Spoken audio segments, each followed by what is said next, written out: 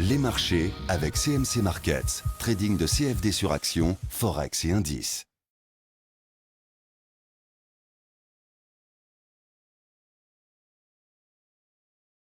Bonjour, je vous présente aujourd'hui la mise à jour de l'analyse technique de AB Science, tradable à partir de la plateforme de CMC Markets. On va commencer par une analyse hebdomadaire en termes de théorie de dos pour voir que les choses s'améliorent, mais il reste encore du chemin à parcourir. Alors tout, finalement, ici repose sur la comparaison de la place des hauts et des creux respectifs. Regardez, lorsque les pics et les creux sont descendants, on est en tendance baissière. Par contre, lorsque les pics deviennent ascendants et que les creux deviennent ascendants également, on bascule en tendance haussière. Or, depuis fin 2012, c'est l'inverse qui se produit, à savoir que les pics sont descendants et que les creux sont descendants aussi. Donc depuis le 2012, on est clairement en tendance baissière au regard de la théorie de dos. Alors, si vous avez compris le système et que vous savez lire entre les lignes, il faudrait impérativement dépasser la zone des 17 euros, puisque nous sommes actuellement ici. Si on arrive à dépasser la zone des 17 euros, ça voudrait dire que les pics deviendraient ascendants, comme c'était le cas ici. Et là, on pourrait effectivement envisager une tendance haussière de moyen terme. Pour l'instant, on produit notre effort, mais on n'est pas encore sur la zone des 17 euros. Donc, techniquement, on n'est toujours pas en tendance haussière au regard de la théorie de dos. De la même manière, il ne faudra surtout pas casser les 7 euros, parce qu'une cassure des 7 euros, et bien tout simplement réinitierait une jambe de baisse, un petit peu comme quand on casse les plus bas ici.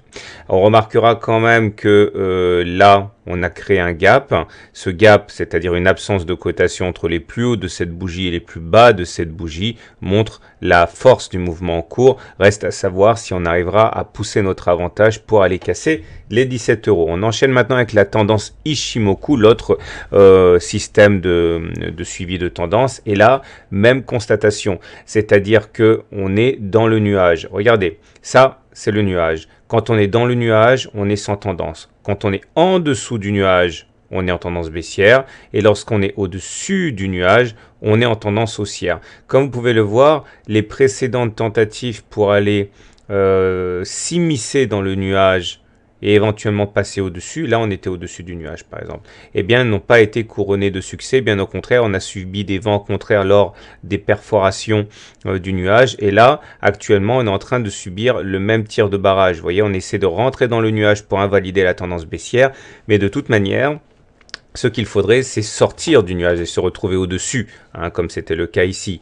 Et là, effectivement, on se retrouverait avec une tendance de long terme redevenue haussière sur AB Science. Mais pour l'instant, il faut donc passer les 16,5, 17 euros, puisque c'est le haut du nuage. Donc on retrouve globalement les mêmes valeurs que pour le système de dos.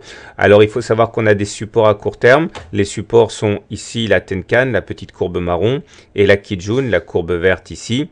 Et ça a tendance à jouer un rôle de support en cas d'attaque. Donc on pourrait s'attendre à un support fort sur les 10 euros.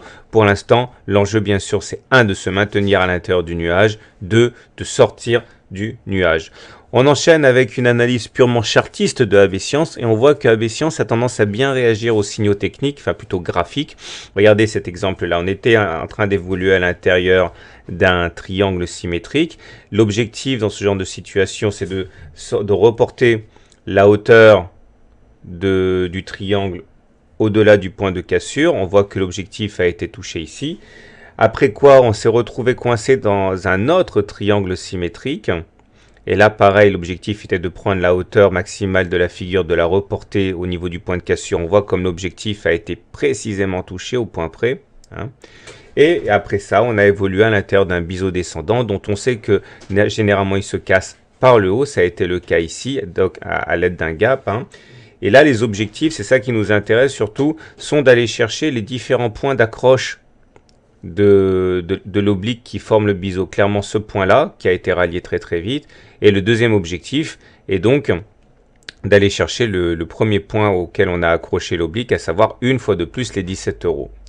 Alors, une analyse purement bougiste en termes de chandelier japonais montre que la bougie de cette semaine est assez encourageante puisqu'il s'agit d'une pénétrante baissière contrariée. Bon, c'est un petit peu technique, mais il faut savoir que ça, généralement, ça signifie que statistiquement, à un moment ou à un autre, on devrait aller faire plus haut que la bougie de la semaine dernière. Donc, ce sont des signaux qui peuvent être un petit peu retardés, mais statistiquement, eh bien, quand on a cette figure, on n'a pas fait le plus haut. En l'occurrence ici 14 euros. Maintenant, c'est un signal, comme j'ai dit, qui est assez mou, donc c'est pas forcément pour la semaine prochaine. J'aimerais terminer avec une analyse purement technique. Et là, on voit qu'il y a du bon et du moins bon. Le bon, c'est que les indicateurs techniques sont très bien orientés. Regardez, le momentum est au-dessus de 0. Depuis là, regardez comme ça a produit son effet. Donc ça, c'est bien. On a également le stochastique qui est dans sa zone de surachat, c'est-à-dire au-dessus de 80. Ça aussi, c'est pas mal du tout. Et le MACD est positif. Ça faisait un long moment que ce n'était pas arrivé. Il est au-dessus de son signal. Le signal, c'est le truc rouge là, ici. Et ça, c'est pas mal du tout. Maintenant, il y a également à très court terme des vents contraires. Les vents contraires, c'est le fait qu'on a une double divergence baissière sur le stochastique et sur le momentum. C'est-à-dire qu'on a fait des plus hauts sur les cours de AB Science, mais on n'a pas fait de plus haut sur le stochastique ni sur le momentum. Ça montre que la tendance en cours a tendance à s'affaiblir. Et à cela, il faut ajouter la présence d'un turtle soup. Le turtle soup, ça veut dire qu'on a fait un plus haut de 20 séances. Vous prenez 20 bougies en arrière, on a fait un plus haut. Néanmoins, on a réussi à aller plus haut que le plus haut précédent, mais on a clôturé en dessous.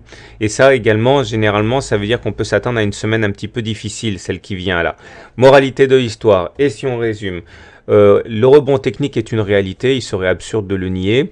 Maintenant, il faut vraiment rentrer dans le dur et pour inverser la tendance de fond, il faudra gravir les échelons et aller casser les 16,5, les 17 euros pour inverser les systèmes de tendance. Maintenant, à très court terme, il faudra faire attention parce que la présence de divergences baissières à la fois sur le momentum et le stochastique et l'existence d'un turtle soup nous annonce que la semaine prochaine devrait être un petit peu mouvementée, surtout que, comme vous l'avez compris, on est dans le nuage, donc on va subir un tir de barrage. C'est là qu'il va falloir être fort. Je vous souhaite une bonne semaine et à très bientôt pour une mise à jour.